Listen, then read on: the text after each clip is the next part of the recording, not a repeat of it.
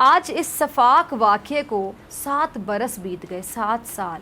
Subscribe کریں اور بیل دبائیں تاکہ کوئی خبر رہ نہ جائے۔ جب ظالم اور اس کے ظلم کی بات ہوتی ہے تو سانحہ پشاور، سانحہ APS کا تلخ اور دشمن کا انتہائی ظالمانہ عمل بھی یاد آ جاتا ہے۔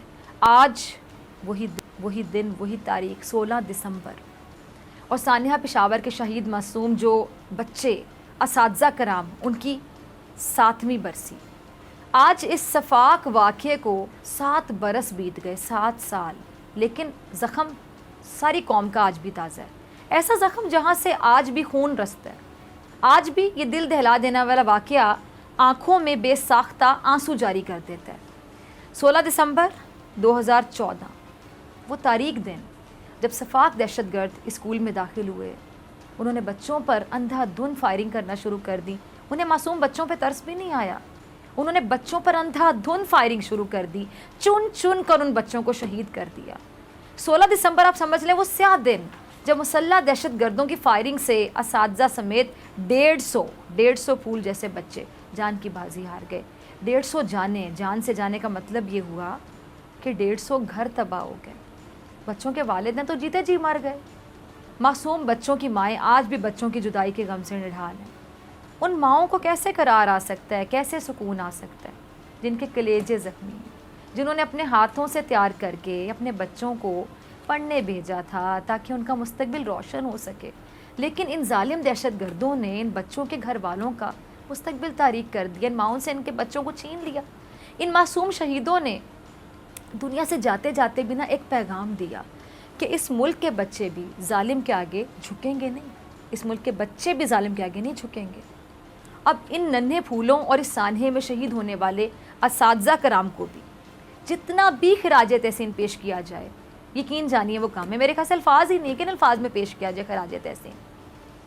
اساتذہ نے تو بچوں کو اپنے پیچھے چھپا لیا، خود اپنے سینوں پر گولیاں کھاتے رہے، آخری دم تک انہوں نے بچوں کو ظالم دشمن کی پہنچ سے دور رکھنے کی ہر ممکن کوشش کی، لیکن تقدیر کو کچھ اور ہی منظور تھا۔ 16 سالہ شیر شاہ حملے کے وقت آڈیٹوریم میں موجود تھا۔ حملے کے بعد فوری طور پہ وہ آڈیٹوریم سے نکلنے میں کامیاب ہو گیا، لیکن اس وقت اسے خیال آیا کہ کہیں میرا چھوٹا بھائی جس کا نام احمد شاہ تھا وہ اندر تو نہیں رہ گیا۔ اب بھائی کی مدد کرنے جب شیر شاہ دوبارہ آڈیٹوریم میں داخل ہوا تو دہشت گردوں نے اس کے سینے پر 4 گولیاں ماری۔ یہ ہوتی ہے قربانی جو ایک بڑے بھائی نے اپنے چھوٹے بھائی کے لیے دی۔ یہ ننھے بچے اور سانحہ APS کے تمام شہداء کا خون کسی صورت رائے گا نہیں جائے گا، بلکہ ان کی جانوں کی قربانی دینے کی وجہ سے پاکستان میں دہشت گردی کے خلاف فیصلہ کن کارروائی کی بنیاد بھی رکھی گئی، اور ملک بھر میں جو شدت پسند ہیں، ظالم ہیں، ان کے خلاف آپریشن کی شروعات بھی کی گئی۔ آپ کو یاد ہوگا کہ پاکستانی قوم نے دہشت گردی کے خلاف جنگ میں بہت بڑی قربانیاں چکائی ہیں، بہت بڑی قربانیاں دی، بہت بڑی قیمت چکائی ہے۔ ہزاروں کی تعداد میں عام شہریوں نے اور سیکیورٹی فورسز کے جوانوں نے اس ملک کی خاطر قربانیاں دی ہیں۔ کیا قیامت گزری ہوگی ناظرین، سوچیں جب معصوم بچوں کو دشمن گولیوں سے شہید کر رہے تھے۔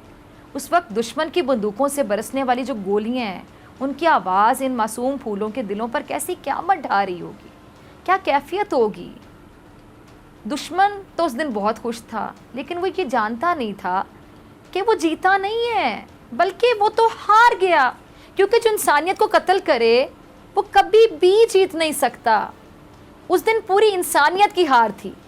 لیکن خوشی کی بات یہ ہے کہ ہمارے ادارے اور حکومت اس واقعے کو سنجیدہ لے رہی ہے۔ آپ کو یاد ہوگا سپریم کورٹ نے موجودہ حکومت سے پوچھا تھا کہ اس واقعے کے جو ذمہ دار ہیں ان کا تعین ہوا ہے یا نہیں ہوا ہے، اس واقعے کی تحقیقات کہاں تک پہنچی ہیں۔ اور اہم بات یہ کہ سپریم کورٹ کے حکم پر ہمارے جو پرائم منسٹر ہیں وزیر اعظم صاحب خود ذاتی حیثیت میں عدالت میں پیش ہوئے۔ چیف جسٹس نے وزیر اعظم صاحب سے استفسار کیا تھا کہ سانحہ APS کے حوالے سے کیا کر رہے ہیں، جس پہ پرائم منسٹر نے عدالت کو بتایا تھا کہ جو ممکنہ اقدامات ہو سکتے تھے ہم نے کیے ہیں، اور وزیر اعظم عمران خان صاحب نے عدلیہ کا احترام کرتے ہوئے عدالت کے سامنے اپنی حاضری کو یقینی بنایا اور معزز ججز کو مطمئن کرنے کی ہر ممکن کوشش بھی کی۔ اچھا، ہم اس بات کی پوری امید کرتے ہیں کہ ریاستی ادارے مل کر اس سانحے کے مجرمان کو عبرتناک سزا سے دوچار کریں گے، اور اس کیس میں انصاف اپنی جگہ خود بنائے گا۔ لیکن اس قیامت خیز گھڑی میں ان معصوم بچوں پہ جو بیتی ہوگی اس کا احساس تو ہم سے زیادہ وہی کر سکتے ہیں جو اس وقت موقع پر موجود